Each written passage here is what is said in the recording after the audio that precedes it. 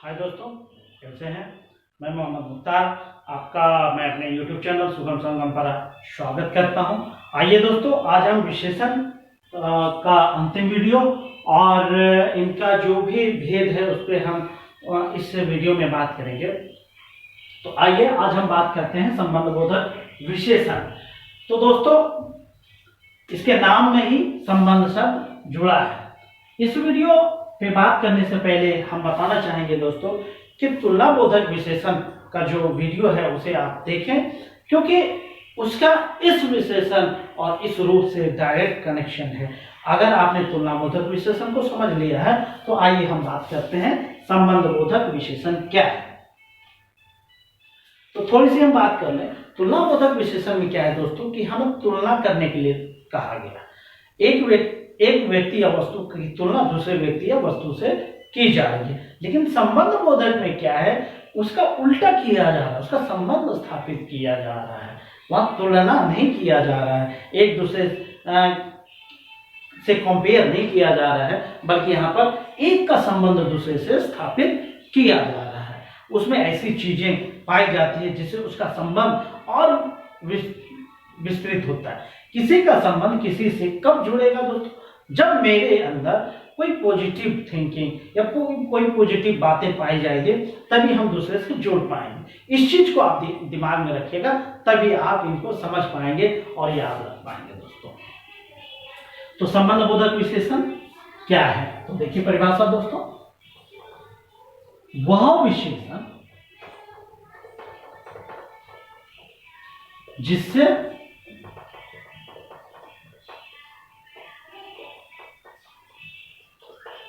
किसी व्यक्ति या वस्तु का संबंध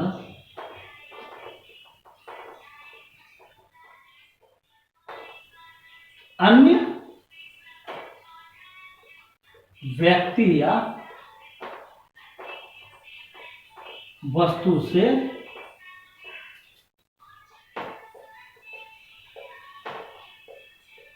स्थापित हो, उसे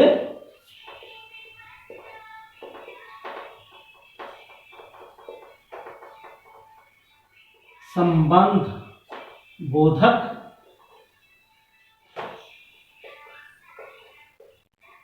विशेषण कहा जाता है। ठीक है दोस्तों, जैसे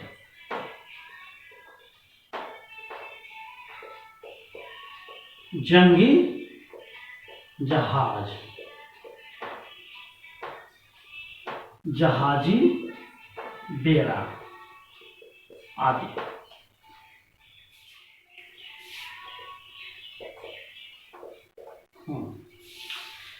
संबंध बोधक विशेषण क्या है दोस्तों?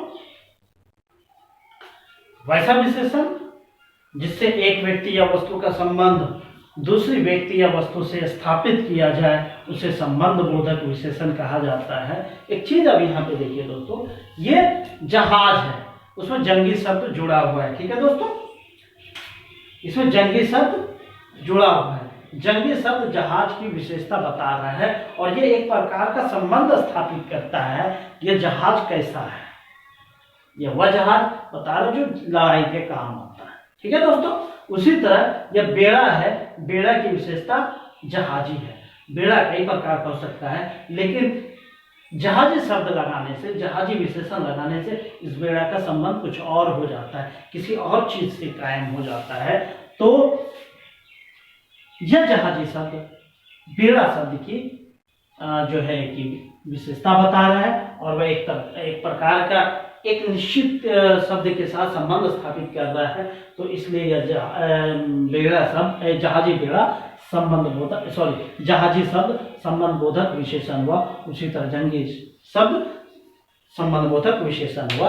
आप यहाँ समझा देंगे दोस्तों कि यहाँ जंगी और जहाजी शब्द क्रमशः जहाज और बेड़ा शब्द का संबंध वाचक विशेषण का बोध करा रहा है, इसलिए इसे अर्थात जंगी और जहाजी शब्द संबंध बोधक विशेषण है दोस्तों।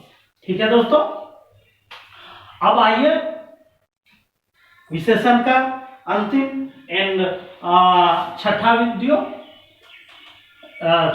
सॉरी विशेषण का अंतिम और लास्ट जो भेद है उस पर हम बात करने वाले हैं, और वह भेद है दोस्तों परिमाणवाचक विशेषण। परिमाण बोधक विशेषण। ठीक है दोस्तों, एकदम घबराने की जरूरत नहीं है दोस्तों, आसानी से हम इनकी परिभाषा बनाने का प्रयास करेंगे। इसमें भी देखिए दोस्तों एक परिमाण शब्द जुड़ा है। पहले हम परिमाण शब्द को समझते हैं दोस्तों। जब हम संज्ञा पढ़ रहे थे तो उसमें नाप तौल वाली चीज का बोध हुआ था। परिमाण जिसमें वजन हो, संख्या तो गिन सकते हैं लेकिन जिसे हम गिन नहीं सकते उसे नाप सकते हैं। ठीक है दोस्तों, तो इसमें वही चीज का बोध हो रहा है, उसी चीजों की ओर संकेत किया जा रहा है जिसे नापा या तौला जा सके। क्लियर है दोस्तों? परिमाण क्या है? जिसमें वजन हो, और वजन वाली चीज को क्या करते हैं हम? तौलते हैं, नापते हैं या तौलते हैं। तो उसी चीज का, उसी विशेषण का इसमें बोध किया जा रहा है दोस्तों। तो आइए उसी आधार पे हम इनकी एक परिभाषा बनाने का प्रयास करते हैं दोस्तों। वह विशेषण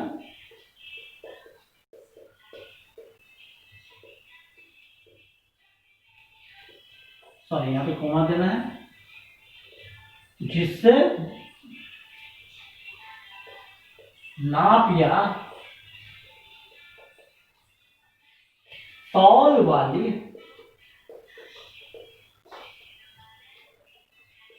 वस्तु का या नाप या तौल, क्योंकि वस्तु ने विशेषण है दोस्तों। ठीक है, नाप या तौल का बोध हो उसे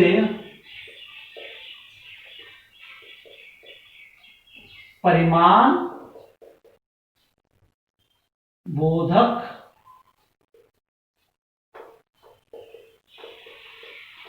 विशेषण कहा जाता है। कोई डाउट नहीं होनी चाहिए दोस्तों। परिमाण बोधक विशेषण किसे कहा गया?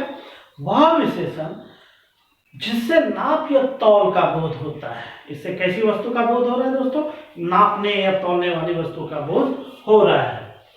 अब दोस्तों याद रखना है, इसमें भी एक चीज गौर कीजिए कि नाप तौल अगर किसी चीज का हो रहा है तो उसमें भी निश्चित और अनिश्चित का बोध होगा। ठीक है, मतलब वो चीजें नाप तो रहे हैं जिससे, और हम बोल रहे हैं उससे एक निश्चित, एक अस्थाई तौल का बोध होगा या तो अस्थाई तौल का बोध होगा। जैसे हम बोलते हैं 1 किलो, 1 मीटर, 1 लीटर, ये क्या है? अस्थाई वजन का बोध हो रहा है। लेकिन इसका दूसरा कुछ ग्राम, कई किलो, कई मीटर, ये शब्द है जिससे अनिश्चित परिमाण का बोध होता है। तो उसी आधार पर परिमाण बोधक विशेषण के 2 भेद किए जाते हैं दोस्तों। ठीक है, आप चाहें तो परिमाण बोधक विशेषण की बात की गई है तो आप यहां पे समझा दीजिए। जैसे 1 मीटर कपड़ा,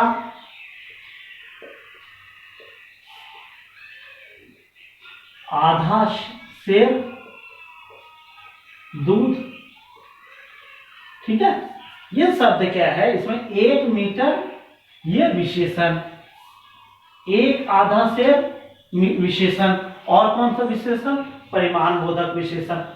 आप यहां पे समझाएंगे दोस्तों कि यहां पे 1 मीटर और आधा सेर क्रमशः कपड़ा और दूध का परिमाण बोधक विशेषण या परिमाण का बोध करा रहा है, इसलिए यहाँ 1 मीटर और आधा सेर परिमाण बोधक विशेषण है। कोई डाउट नहीं होनी चाहिए दोस्तों, आप लिख लेंगे। अब हम आगे लिखते हैं, इसके दो भेद होते हैं, इसके दो भेद होते हैं। अब कौन कौन से भेद होते हैं दोस्तों? अभी आपने देखा निश्चित और अनिश्चित का होगा, ठीक है ना दोस्तों।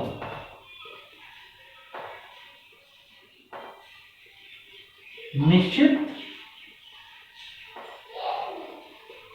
परिमाण बोधक,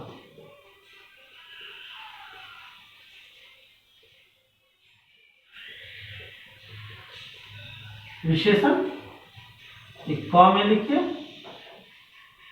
ख में क्या है दोस्तों? अ लगा दीजिए, वह अनिश्चित हो गया।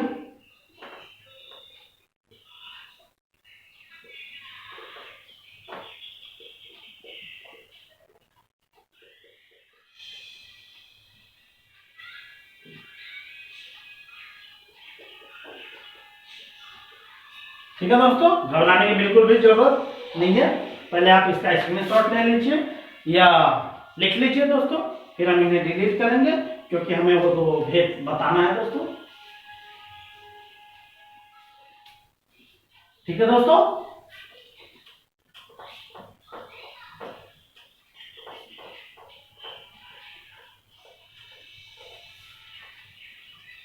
आइए अब हम निश्चित परिमाण बोधक की परिभाषा की बात करें दोस्तों, तो आप यहां लिख लेंगे निश्चित परिमाण बोधक विशेषण।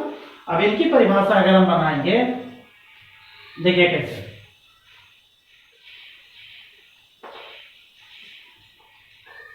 वह विशेषण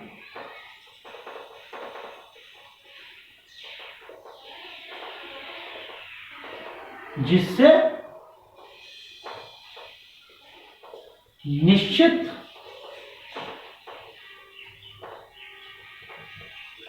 परिमाण का बोध हो, उसे निश्चित परिमाण बोधक विशेषण कहा जाता है। जैसे में दोस्तों, जैसे में अभी है, जैसे 1 मीटर, देखिए उदाहरण, 1 मीटर, आधा सेर,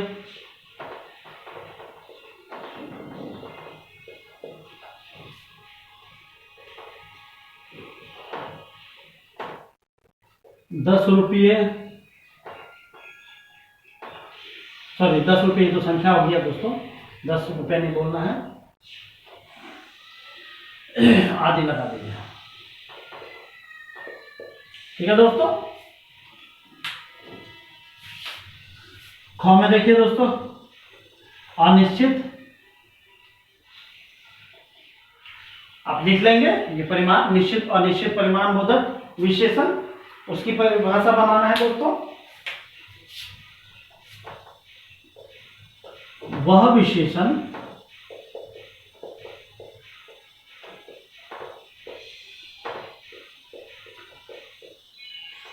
जिससे निश्चित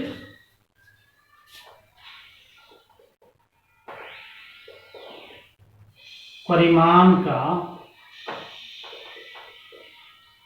बोध नहीं हो, उसे अनिश्चित परिमाण बोधक विशेषण कहा जाता है।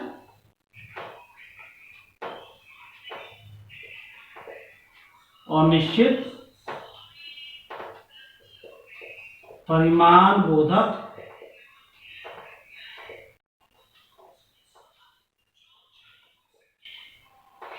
विशेषण कहा जाता है। ठीक है दोस्तों, अब जैसे आप समझाएंगे वैसे जो है कि परिमाण का बोध कराएंगे जिससे निश्चित का बोध नहीं हो। जैसे यहाँ 1 मीटर है, एक निश्चित है, उसमें कई जोड़ दीजिए, वो कई अनिश्चित है, कई मीटर।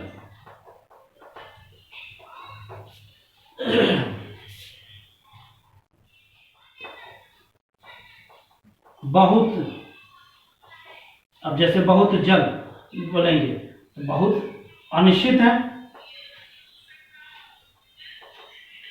कई लीटर इत्यादि। आप यहां समझाना चाहेंगे, उदाहरण देके समझाएंगे दोस्तों। अब यहाँ तो पहले आपको लिखना होगा, ये तो विशेषण ही है, लेकिन उदाहरण आप समझाएंगे। कई मीटर कपड़े खरीदे गए, तो आप उदाहरण में समझाएंगे कि यहाँ पे कई मीटर अनिश्चित संख्या का बोध करा रहा है, इसलिए अनिश्चित परिमाण का बोध करा रहा है, इसलिए यह अनिश्चित परिमाण बोधक विशेषण है। इस तरह दोस्तों आज हमने विशेषण वाले चैप्टर को समाप्त किया। हमें उम्मीद है कि आपको विशेषण से संबंधित जो भी कंफ्यूजन है वो दूर हो गया होगा। फिर भी अगर कोई डाउट है तो आप जो है कि वीडियो को 2-4 बार देखिए, आपका कंफ्यूजन निस्संदेह दूर होगा। और हम उम्मीद करते हैं, हम कामना करते हैं कि आपकी पढ़ाई अच्छी तरह हो और आप जीवन में ऊंचाइयों को हासिल करें, आपकी मनोकामना पूरी हो। ठीक है दोस्तों, शिक्षक, थैंक यू। जय हिंद, जय भारत।